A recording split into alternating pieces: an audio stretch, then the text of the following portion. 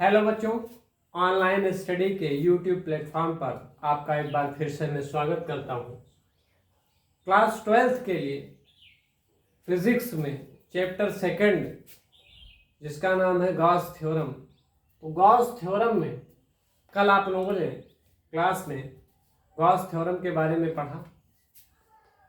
तो गॉस ने क्या बताया था, किसी भी बंद पृष्ठ से गुजरने वाला जो संपूर्ण फ्लक्स होता है वो उस पृष्ठ से बंधे हुए नेट चार्ज का कुल आवेश का 1/ε0 गुना होता है। ये चीज आपने पिछले क्लास में सीखी थी।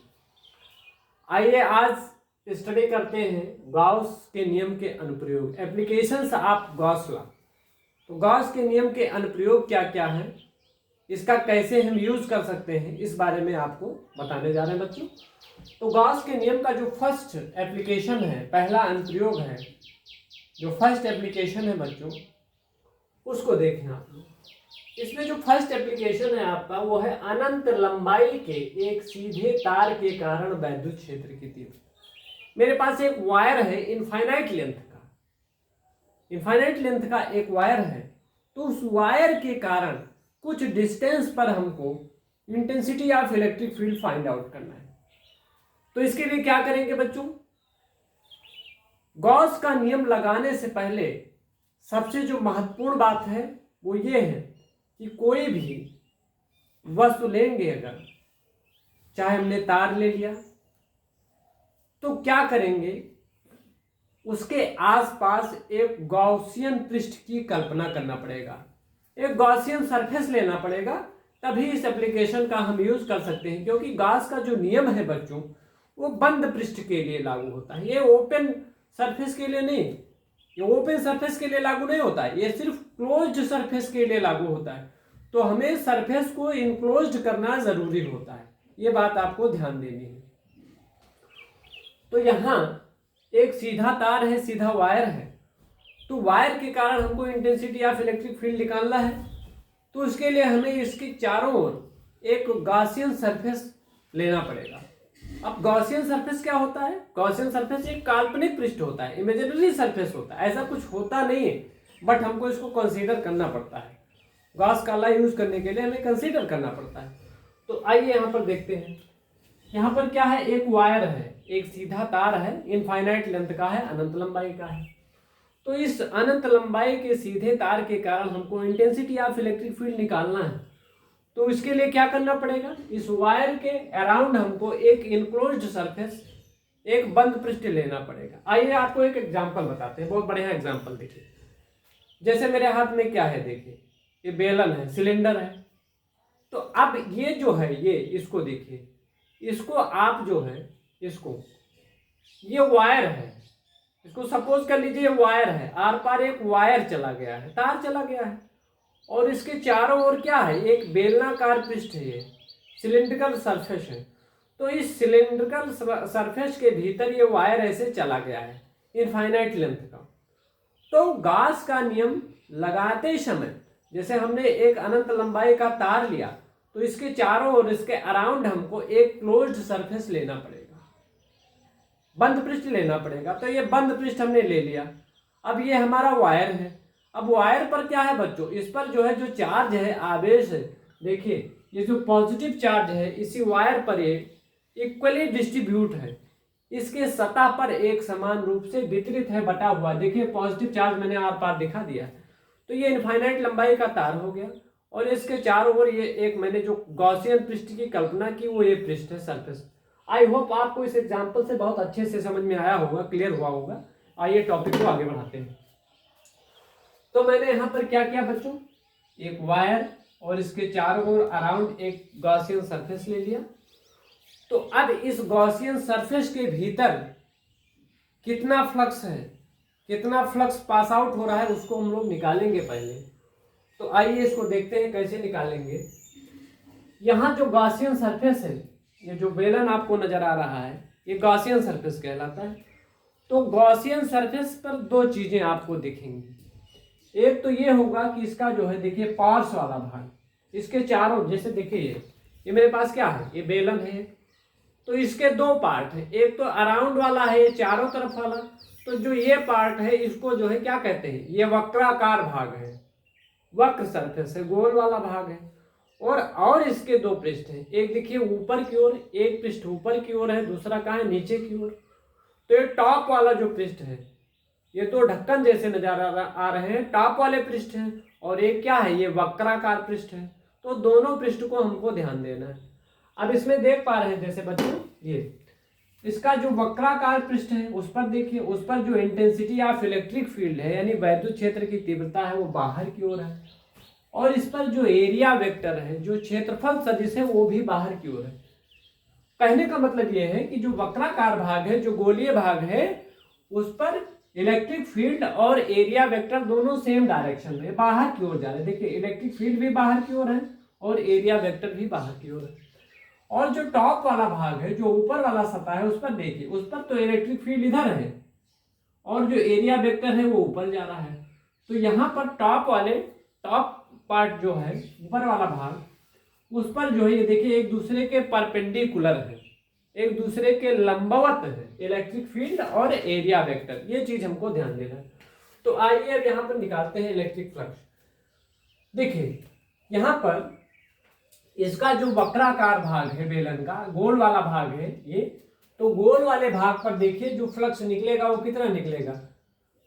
मान लीजिए यहाँ पर थोड़ा सा पार्ट इसका मैंने ले लिया, लेट अस देखिए कंसीडर किया, यहाँ पर ये पी पॉइंट है, तो पी पॉइंट पर एक छोटा सा देखिए यहाँ पर मैंने ये डीएस, ये स्मॉल सरफेस मैंने ले लिया, छोटा सा सरफेस ले लिया, छोटा सा पार्ट, इस पूरे बेलन का एक छोटा सा पार्ट मैंने लिया है।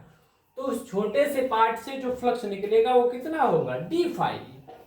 फाई तो टोटल फ्लक्स होगा, जो डी फाई है वो स्मॉल पार्ट से निकलने वाला फ्लक्स है। तो स्मॉल पार्ट से निकलने वाला फ्लक्स है बच्चों, वो क्या होगा, यहाँ पर फ्लक्स की हम लोग डिफिनीशन लगाएंगे, मैथमेटिकल डिफिनीशन यूज करेंगे। तो मैंने आपको बता रखा है D phi is equal to E dot D S होता है, स्केलर प्रोडक्ट होता है। तो यहाँ पर ई डॉट डी एस का मतलब क्या, ई डी एस कॉस थीटा होगा, ये हम जानते हैं। अब यहाँ पर देखिए थीटा कितना है, देखिए इस पार्ट पर यहाँ पर देखें तो यहाँ पर इंटेंसिटी ऑफ इलेक्ट्रिक फील्ड और जो ये एरिया वेक्टर है दोनों सेम डायरेक्शन में है। इसका मतलब ये हुआ कि थीटा यहाँ पर 0 डिग्री है। जब दोनों सेम डायरेक्शन में है तो थीटा यहाँ पर 0 डिग्री है, तो यहाँ पर थीटा 0 डिग्री हो गया। तो ई डी एस कॉस 0 की वैल्यू 1 होती है, तो 1 यहाँ से हट गया, गायब हो गया। देन क्या हुआ, D phi is equal to E D S हो जाएगा। यहाँ से ये गोलीय भाग से जो फ्लक्स निकलेगा वो ये निकलेगा। अब बात देखिए, तो संपूर्ण वक्र पृष्ठ से गुजरने वाला, देखिए अब यहाँ पर तो मैंने एक छोटा सा पार्ट लिया था, इस बेलनाकार का, बेलन का एक छोटा सा पार्ट लिया था। अब अगर पूरे बेलन की बात करें, जो पूरा गोल आपको दिखाई दे रहा है, पूरा सरफेस, तो पूरे गोल वाले भाग से संपूर्ण वक्र पृष्ठ, देखिए गोल वाले भाग से निकलने वाला जो फ्लक्स होगा वो कितना होगा, उसको मैंने फाई ही मान लिया। टोटल फ्लक्स क्या है, फाई ही है, पूरे गोल वाले भाग से निकलने वाला। तो ये क्या हो जाएगा, इंटीग्रल, ये इंटीग्रल का साइन है, समाकलन बोलते हैं इसको। और ये पूरे सरफेस के तहत, ये जो पूरा सिलेंडर का सरफेस है, पूरा पृष्ठ क्षेत्रफल है, उसके तहत जो है ये इंटीग्रल हो रहा है। तो इंटीग्रल अराउंड होल सरफेस, पूरे सरफेस के तहत ये होगा ई डी एस। तो यहाँ पर इंटेंसिटी ऑफ इलेक्ट्रिक फील्ड तो सेम है, तो इलेक्ट्रिक फील्ड को हम बाहर निकाल लेंगे, और जो इंटीग्रल वाला साइन होगा किसके ऊपर इफेक्टिव होगा, प्रभावित होगा, डीएस के ऊपर। तो यहाँ पर हो गया ये सरफेस इंटीग्रल डीएस। अब देखिए इसका टोटल सरफेस कितना होगा, बेलनाकार भाग आपको दिख रहा है, तो बेलन का जो पृष्ठ होता है वो कितना होता है, पृष्ठीय क्षेत्रफल 2 पाई RL होता है। सपोज दैट अगर ये मेरा बेलनाकार भाग है और इसकी अगर टोटल लेंथ क्या है, यल है, ये बेलन आपको जो दिखाई दे रहा है टोटल लेंथ इसकी यल है, और इसका जो रेडियस है बच्चों, ये बेलनाकार भाग है, इसका रेडियस भी तो होगा, रेडियस r है। तो अगर रेडियस r है और लेंथ यल है, तो इसका जो सरफेस होगा, जो पृष्ठ होगा, वो कितना होगा, ये होगा 2 पाई RL, ये आप लोग जानते हैं। तो ये हो जाएगा E इंटू 2 पाई RL। इसको इक्वेशन नंबर 1 हम यहाँ पर कंसीडर कर लेंगे।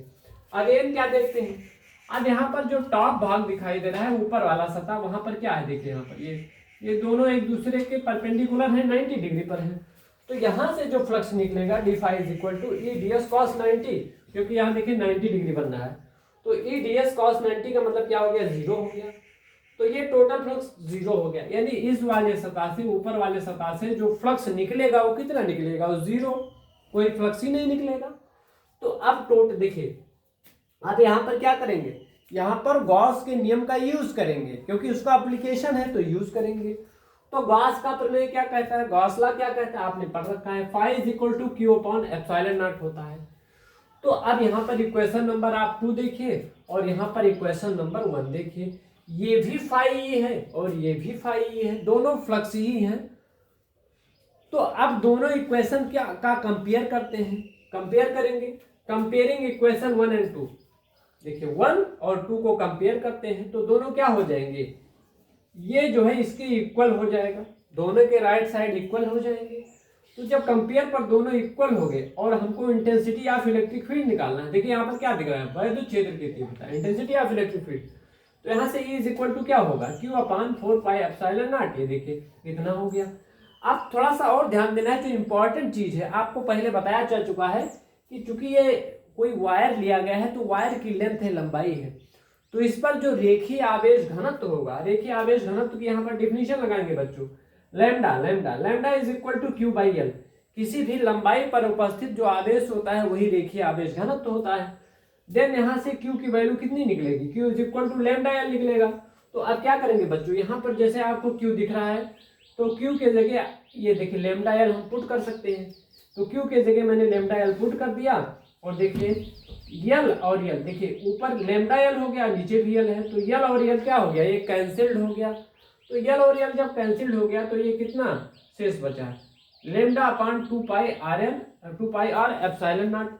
अब देखिए थोड़ा सा और, हमें जो वैल्यू मालूम होती है, जो वैल्यूज मालूम होते हैं जब हम न्यूमेरिकल प्रॉब्लम सॉल्व करते हैं, तो 1/4 पाई एप्सिलॉन नॉट की वैल्यू मालूम होती है, क्योंकि 1/4 पाई एप्सिलॉन नॉट की वैल्यू 9 × 10⁹ न्यूटन मीटर स्क्वायर पर कूलम स्क्वायर होता है। तो 1/4 पाई एप्सिलॉन नॉट की वैल्यू रखने के लिए, अपनी सुविधा के लिए, देखिए यहाँ से ऊपर नीचे 2 से मल्टीप्लाई कर लेते हैं। तो जब 2 से मल्टीप्लाई किया गया तो 2 से जब इसमें मल्टीप्लाई किया गया तो ये 4 बन गया, और ऊपर 2 है नहीं तो 2 यहाँ से हमको 2 लगाना पड़ेगा। तो ये एक्चुअली जो फाइनल फार्मूला निकल करके आएगा वो क्या आएगा, E is equal to 1/4 pi epsilon naught 2 lambda by R, newton per coulomb, ये इसका यूनिट होता है। लैम्डा क्या है यहाँ बच्चों, लैम्डा यहाँ पर ये जो वायर है इसका रेखीय आवेश घनत्व है। तो गॉस के नियम का ये पहला एप्लीकेशन था। मुझे उम्मीद है कि आपको बहुत अच्छे से समझ में आया होगा, और यदि ये टॉपिक आपको समझ में आया तो आप लाइक और शेयर जरूर करिए।